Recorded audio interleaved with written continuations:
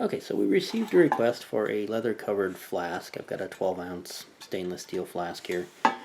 And then I've got a piece of 6-ounce leather that it's just a rectangle, big enough to be wrapped around that flask. I've got a stitching groove on each side where I'm going to punch some holes eventually, and we'll baseball stitch it together to slide it onto the flask and glue it in place. All the actual work is going to come in is going to be that we need to put a rose pattern on it. And so for that we're starting with a tracing of our pattern. And we're going to get it transferred onto the leather. And then I've got a whole fistful of tools that I'm going to use to carve these roses into this piece of leather. Alright, to start with, the leather's already been wet down. And I've let it soak in a while. So we're just going to lay our pattern on there and get it kind of even. And use a stylus point for our modeling tool and just go over the tracing and trace it into the leather.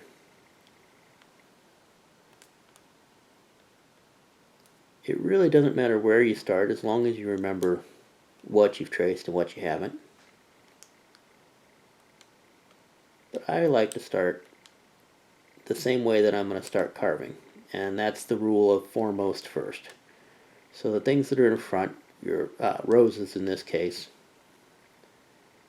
are your major element that's kind of the foreground of the image, are going to be what I usually trace first, and then what I'll carve first.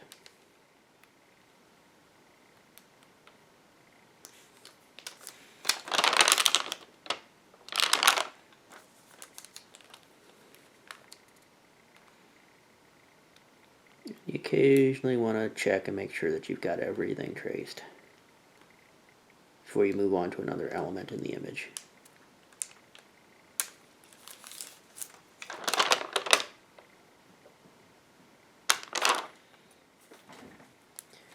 And once we got the roses on there, we can do a few of the leaves and lines, and then we should be ready to start cutting.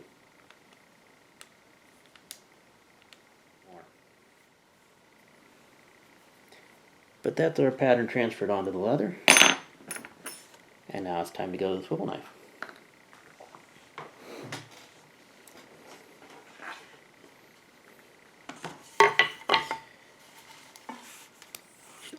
Always drop your swivel knife, even if it's plenty sharp already and plenty polished up. It cleans the edge off and it polishes the metal. And then it'll cut through the leather and glide better. And I have had people tell me that they think that swivel knives don't really need to be sharp. I disagree with that. I think they need to be basically razor sharp. And basically all those lines are going to get cut.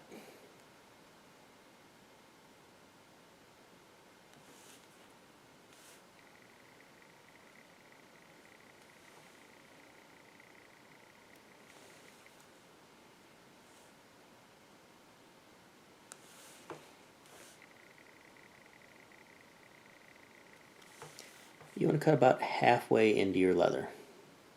You don't want to cut all the way through, obviously.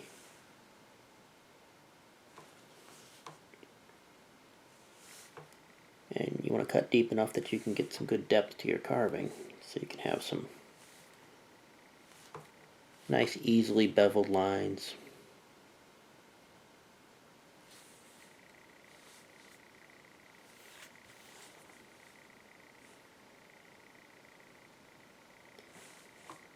You can bevel a line deeper than you've cut it, but it pulls the edges down and rounds them out, and you lose some of your definition. On some things, that's a good thing. Some of these lines, it'll actually help them to bevel them deeper, because I want to round out the edges. Some of them I'll double bevel because I want to round out the edges. Or I'll go back over with a modeling tool and round them out.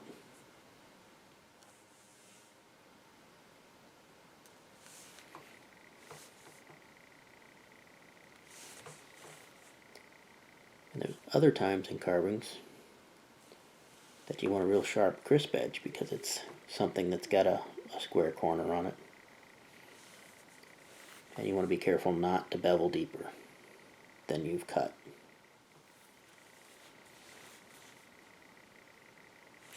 You also want to watch that you're not going past the ends of your cuts. And you stop just shy of it so that you don't cut into the next piece. And leave little marks. And the same is true of the corners. You don't want to leave a little cross sticking off the edge of the corner where you've cut past it on one of these points. You can actually leave that point not cut all the way to the edge. And when you go back and bevel it, you won't even notice, as the beveler will combine those together. You just run past it.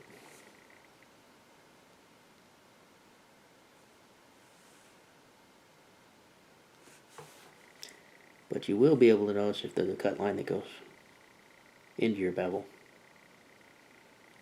And also that point might, as the leather dries, start to curl up.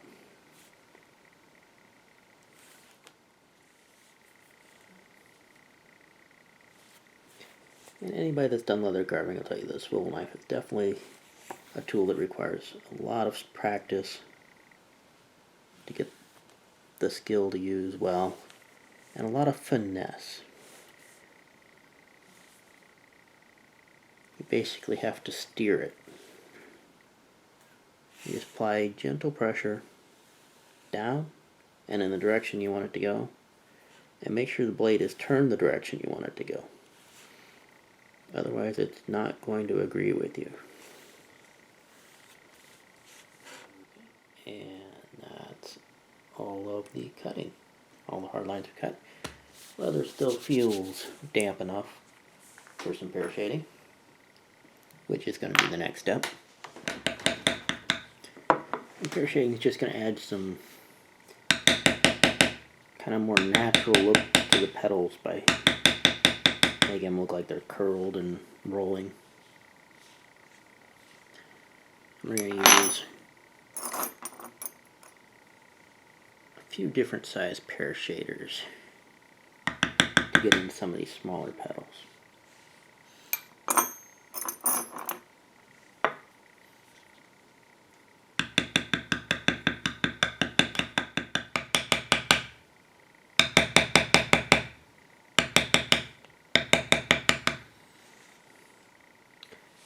Now, pear shading, depending on the effect you're going for, can either be really sharp impressions,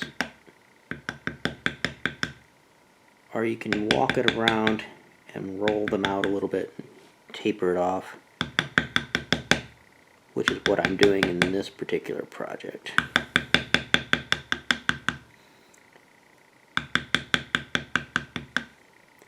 I don't want to make the leaves look, or the petals look like they're really folded up, just that they've got a little bit of roll to them.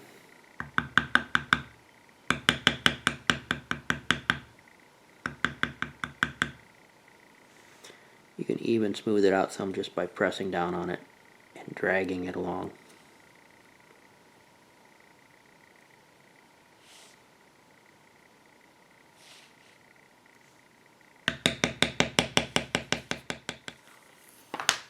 And in some patterns you will pear shade on leaves as well, but for the rose leaves, I'm not planning on doing that.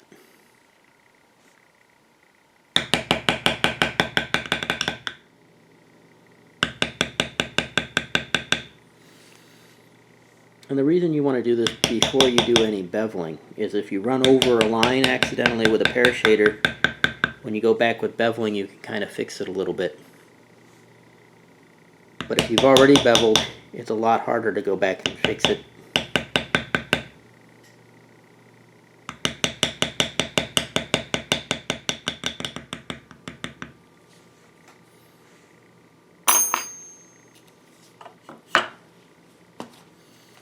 And this is where we're at so far.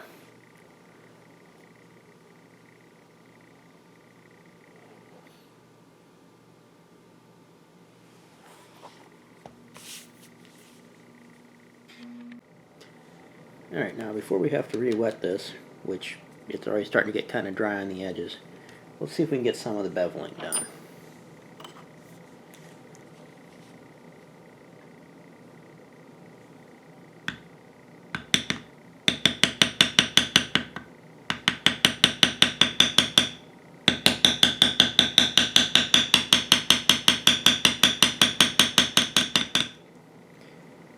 Beveling, of course, is the step where everything starts to really actually look like separate pieces, and you can start to tell one spot from another, and it really starts to look three-dimensional.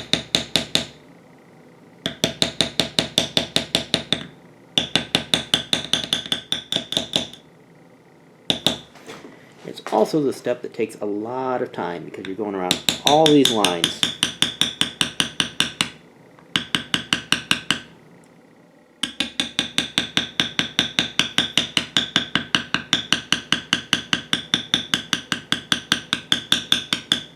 And sometimes, like right here, you find a spot where all of a sudden it goes from this being the lower part to the other side of the line being the lower part, and you need to change. So you need to pay attention to where you're at and what you're doing.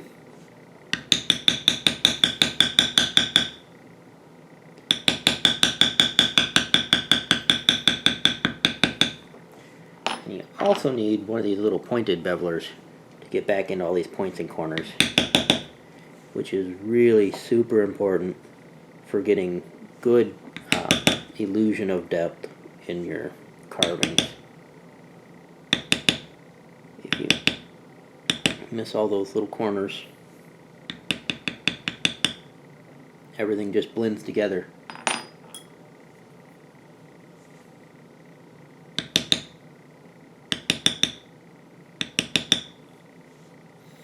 And it all looks like it's on the same level.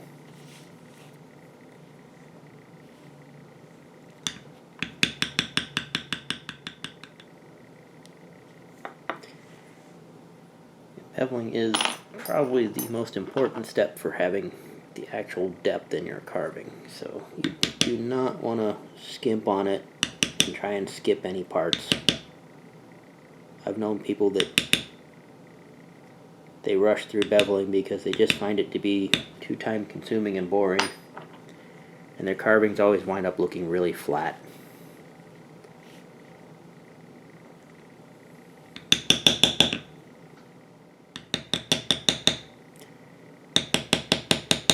This is another spot to watch for, is out where these rose petals come to a point.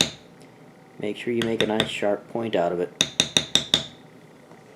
If you just let that fade out into this other piece, it won't look like it when you're really paying attention to it, but when you actually stand back and look at the picture, all of a sudden your eye's going to catch that and see these as the same piece, and it'll forget about all these lines, and pretty soon everything just looks like it's all flat, two-dimensional picture.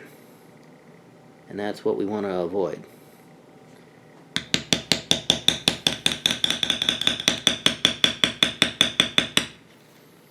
Another thing I've seen people do is they'll skip beveling areas where they're going to be backgrounding later. And that never seems to work out really well, in my opinion. Your backgrounding never quite comes out as deep and crisp of a difference.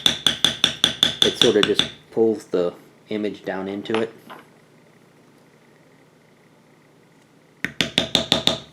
And again, your carving will start to kind of look flat.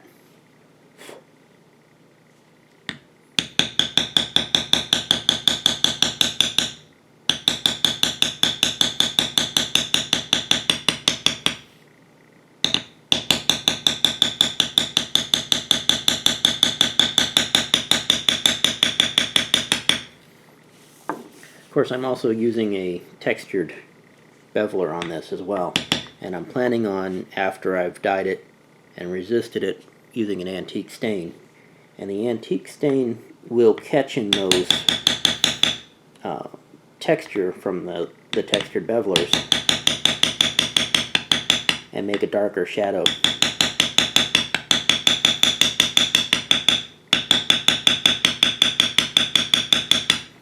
So your coloring is also very important to getting that illusion of depth in your carvings as well.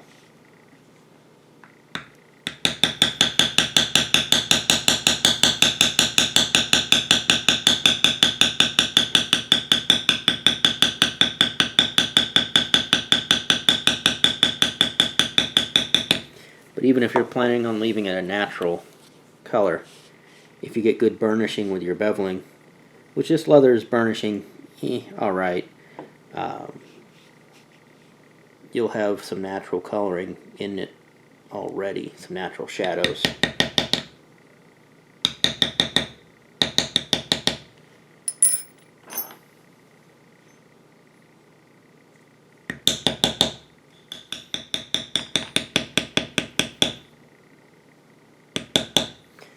Go back and fix that line right there.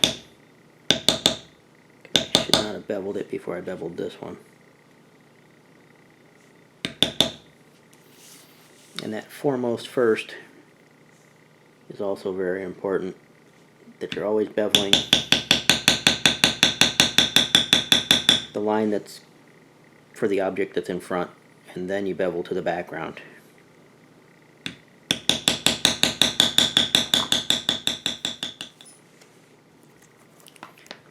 Now, just for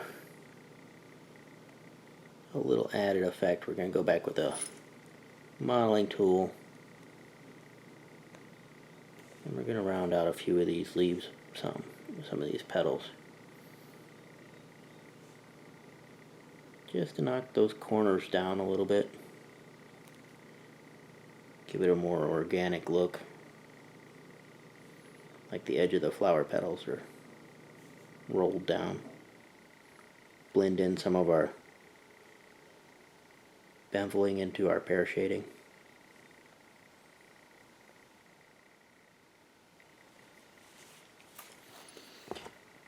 And there we are so far. These roses are getting a little too dry out here on the ends. But as you can see, it's really starting to stand out. That's what the beveling does for you. The difference between that and this.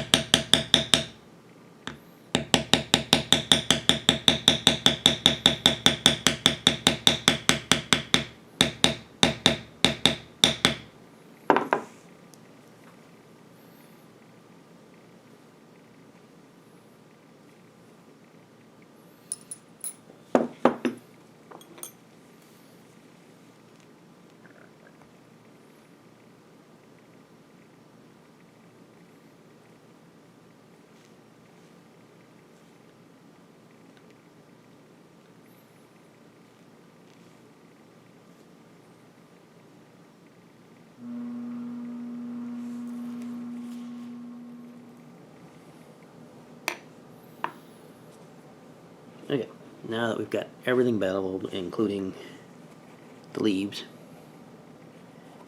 I'm going to go back and do some backgrounding in some of these areas and press all that down. You'll notice that I beveled even where I backgrounded, or I'm planning on backgrounding. Some people will skip that because they figure that the backgrounder is going to be good enough to press it down, but I found that you get a lot more depth and definition if you do actually not skip that and go ahead and background, bevel it and then background it.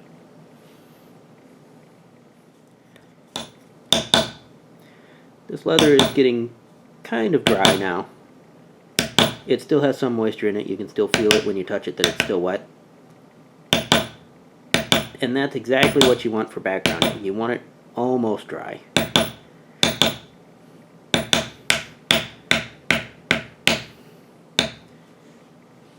Then it holds a really good impression.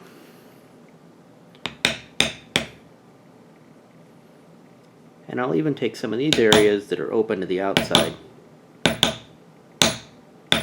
background in those, and then just kind of fade it out.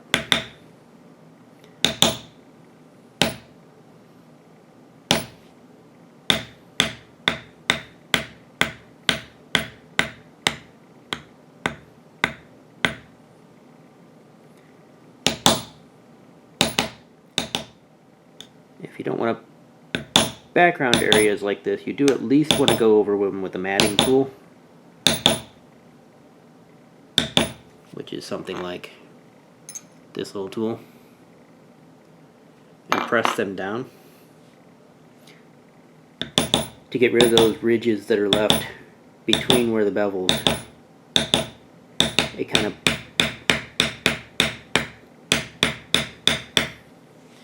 leaves this ridge down the center here. And that's basically why I'm backgrounding, is to get rid of that. Just press that down and even out the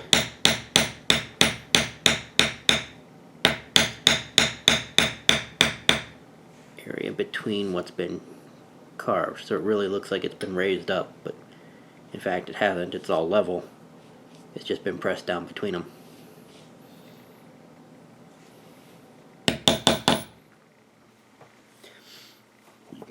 And now that we've got all the backgrounding done, we're going to move on to that aforementioned matting tool, and we're going to go around the outside edges.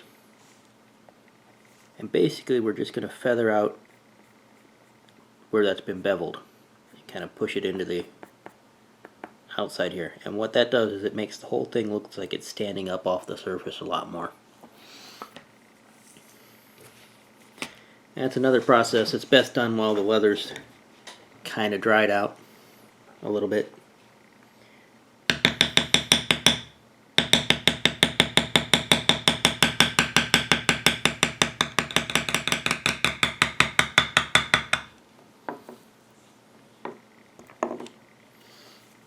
And if you see the way that spreads that out, it really makes it stand up more from the surface. I don't know if the camera is going to catch it very well, but it definitely makes a difference when you're looking at it by eye.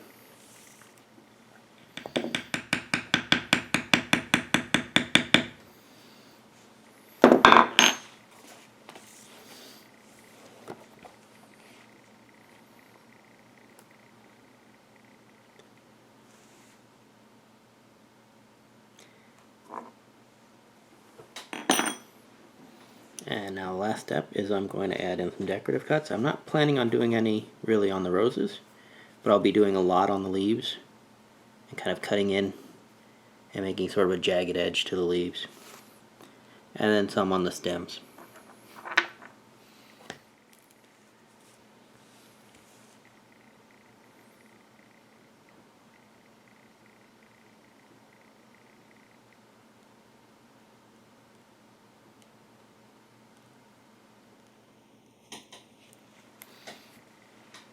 Give it kind of a,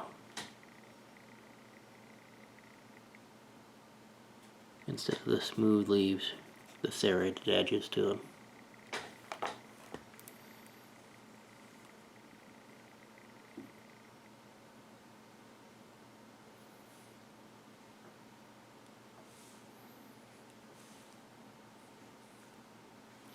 You can also use a veiner to add some texture into the leaves.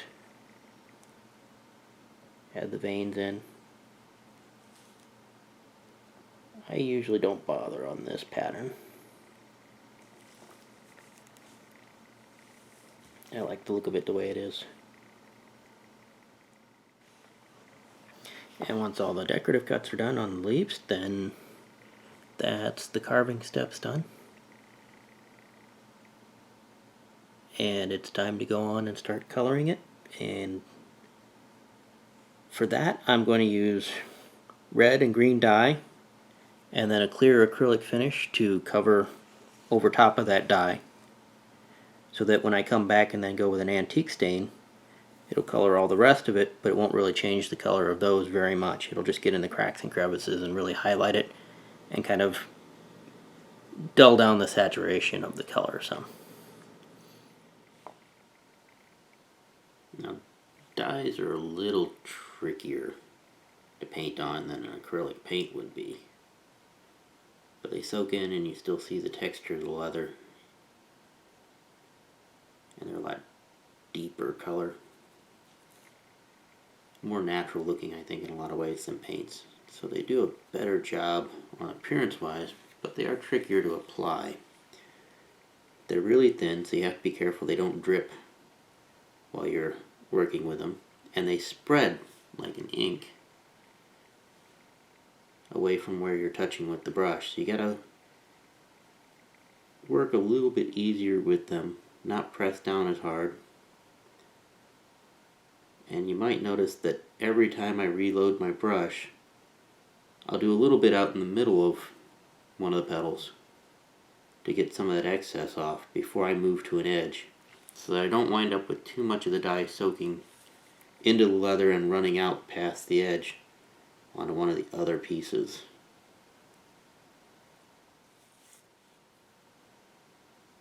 And anytime I'm running around an edge, whether I'm using paint or dye, I like to keep the body of the brush over top of what I've already got colored, and then just use the very tip along that edge. If you try and go along the edge like this, sometimes you push down too hard and you'll wind up with paint or dye outside of your lines. It's just a lot easier to keep it nice and neat to work from the center out to an edge. And like any time with dyes, you're going to get the most even results if you work fairly fast and go back over it again while it's still wet with the first coat. Go back with the second coat.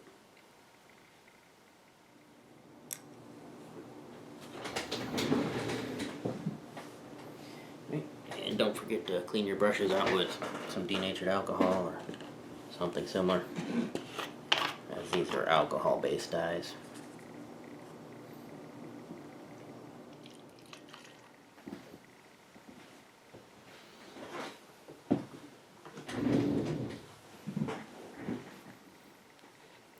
Green is a little bit more problematic. I really like the green dye, and it's what I normally use, but I'm currently out of it. And not easy to go get some more right now. So what I'm going to use on this one is I mixed several different acrylic paints to get the color that I wanted, and then I thinned them down with some water. So if I wanted to make something white or pink or bright yellow, those colors just don't work with leather dyes, because the leather itself kind of gets a brown tan tone to it underneath of them, and you can't ever quite get a bright color with those dyes, even if a company does make those dyes. And I have seen white and yellow dyes, but they usually come out as kind of a beigey, grayish off-white, or almost an orange tan sort of color instead of the yellow. So we use acrylics quite often for things that we want to have bright colors out of. The one exception being red, because the red dyes are very excellent for leather dyes.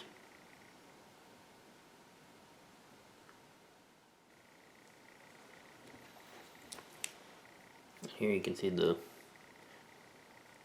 thinned down acrylics give kind of a more of a washed out, realistic, natural look to the leaves than if you just use the acrylic straight. Then they look kind of like a cartoon leaf. So you get a little bit more variation to them if you thin it down. But then we're going to go ahead and put a clear finish on the parts that we've painted to resist it, so that when we use an antique stain, it won't just make the whole thing that much darker. Now it's getting kind of late and I would normally stop by now, but I want to go ahead and get this on here tonight so that it'll be ready for the rest of the coloring tomorrow, because you have to let this stuff dry all the way. It'll feel dry to the touch pretty quickly, half an hour. You can handle it and consider it to be a finish when you actually put it on the finish. But when you're using it as a resist, you have to go ahead and let it dry at least overnight, a good 8-10 hours, so that it's fully cured. Otherwise, you'll still get some of the antique sticking to it, and it'll be uneven and blotchy and just looks terrible. So I want to put it on tonight so I can let it dry overnight, and then tomorrow I can go ahead and put the antique stain on and the clear finish over top of that and get this all done and ready to go and put together. Okay, and it's the next morning. It's been about 10-12 hours since I colored the rest of this. So it should be completely dry and ready to go. And I'm going to use some tan antique stain on it. Just put on with a cheap old scrap.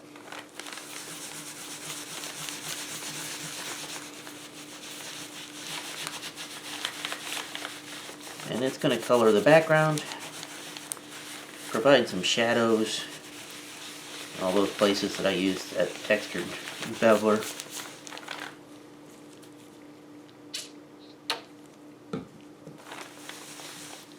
And generally create a more realistic look.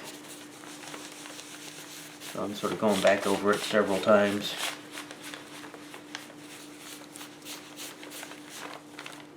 To get a nice rich color on that background.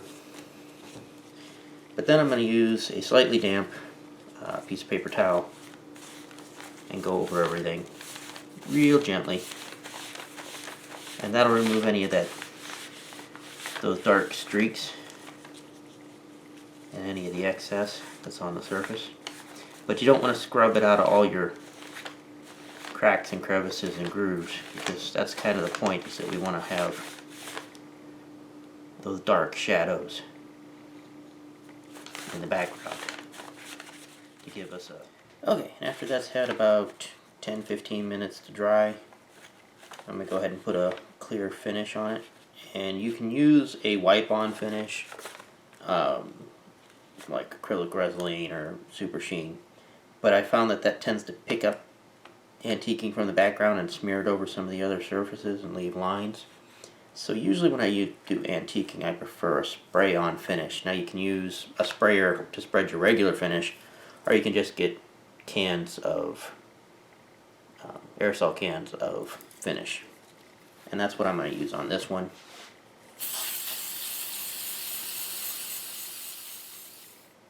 Okay, and that's all finished up and ready to punch the holes on the sides to stitch it onto the flask.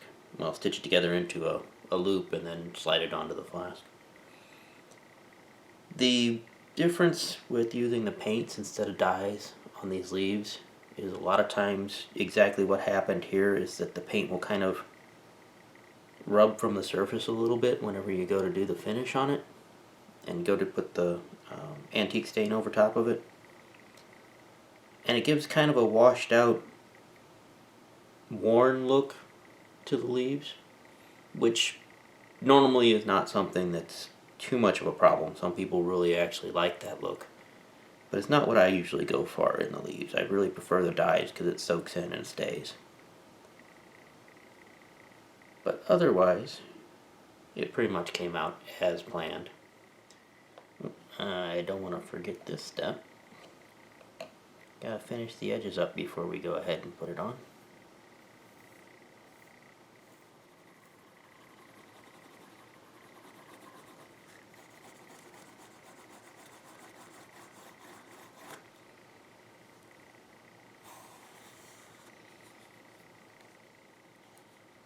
now that step's done, I'm going to use a wing divider to make sure I'm starting the same distance from the top on both sides.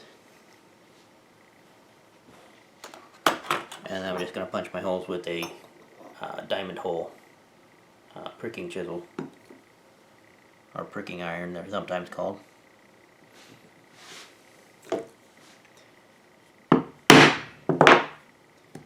Because this one will be hand stitched.